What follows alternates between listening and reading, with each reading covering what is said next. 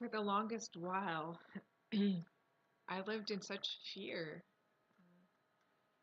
of not knowing what I can trust within me, what impulse was coming from these selfish motives of ego and which were coming from spirit. It was so hard because I felt everything that I desired must be coming from my ego. So I pushed everything away. I didn't allow anything to come into my life because I believed that it was inherently tainted by my ego. And I'd pray and pray to have it washed. All these egoic tendencies washed from me. And there wasn't a moment when I felt like everything was washed away. That's not how it appeared at all. But it was more a deepening into the felt sense in the body. That when there was a watching of the mind, when there was a desire that had an egoic desire attached to it, wanting to be seen a certain way, wanting to try to act a certain way to get a certain result or image of myself affirmed back. I could feel it in my body. There was a contraction in the body. There was this sense of angst when the outcome didn't appear as I wanted it to appear. The person didn't behave in the way that I felt I wanted them to behave.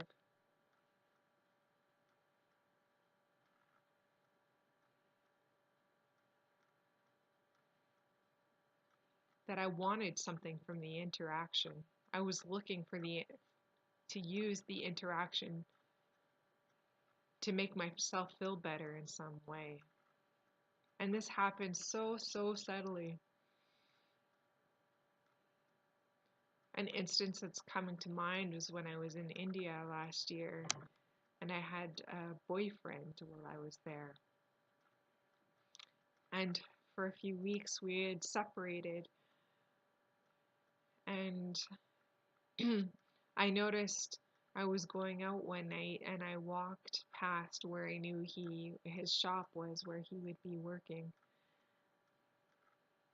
And I was hoping that he would see me in some way, that he would think of me and miss me by me sort of reminding him of me in a subtle way. And it's kind of comical to reflect on, but this is what we're doing all the time. We don't realize it. Is our actions, we're looking for something to be affirmed in some way. There's a neediness behind it.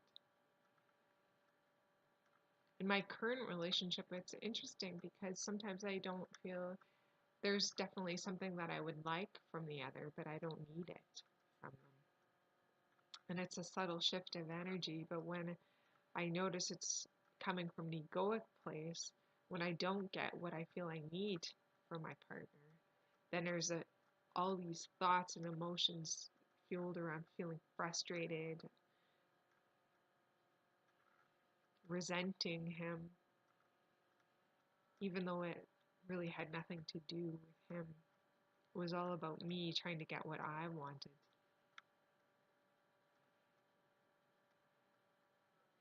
When it's not coming from an egoic place, those same things may play out, but it feels much softer in the body. The judgments and the blaming don't appear. They may subtly appear in the background, but we don't buy into them. We know they're not ultimately true. They're just sort of lingering thoughts from how we used to be that haven't been fully washed out of us. We just don't believe them anymore. So what I noticed in my current relationship was when I didn't feel like I was getting what I wanted at that time, in my sadness to be comforted in a certain way, that it was an invitation for me to ask for that. It had nothing to do with projecting all of this frustration and anger and blame on a person who really was innocent. So it was the same desire,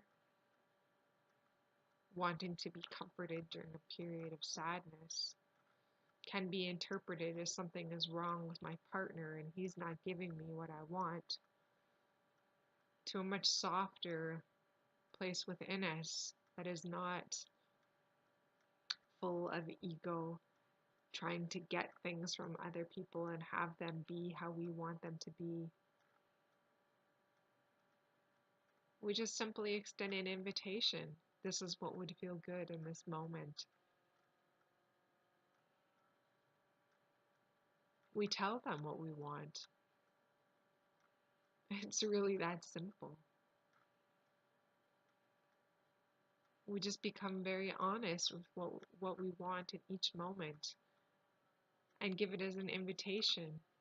We don't try to change and manipulate the other person to give it to us, but we just tell them that's how we feel.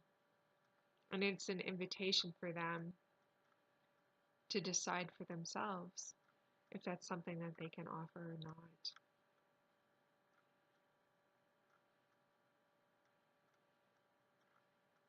It's so radically simple, yet so hard for many of us to do.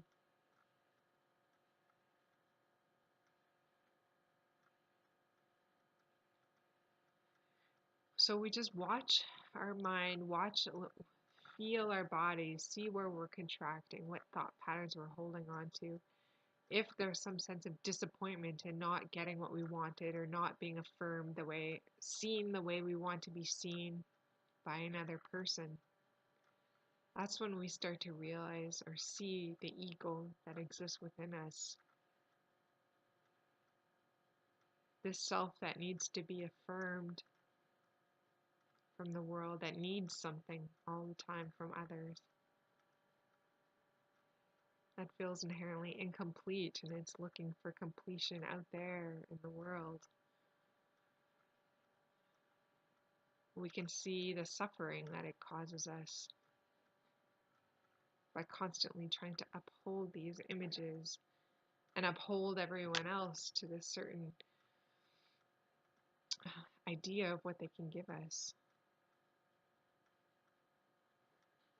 Yeah. So we just watch. And we don't come from a place of judgment of our own mind, what it's doing, how we're behaving, but we just become curious,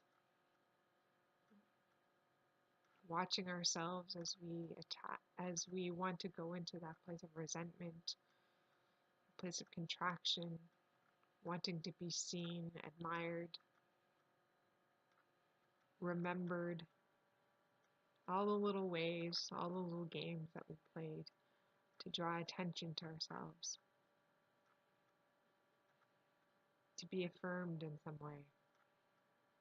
And the more we watch, the more we become radically honest with ourselves as to what we see, the more it just falls away on its own.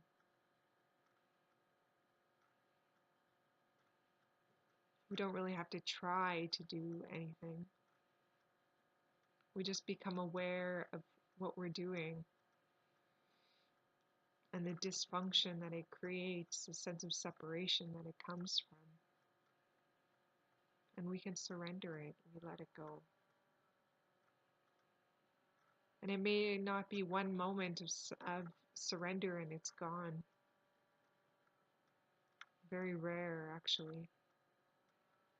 It's more like a constant surrendering. Every time it comes back, we surrender it again and again and again, until we can finally just be with another without needing anything from them. So, so beautiful.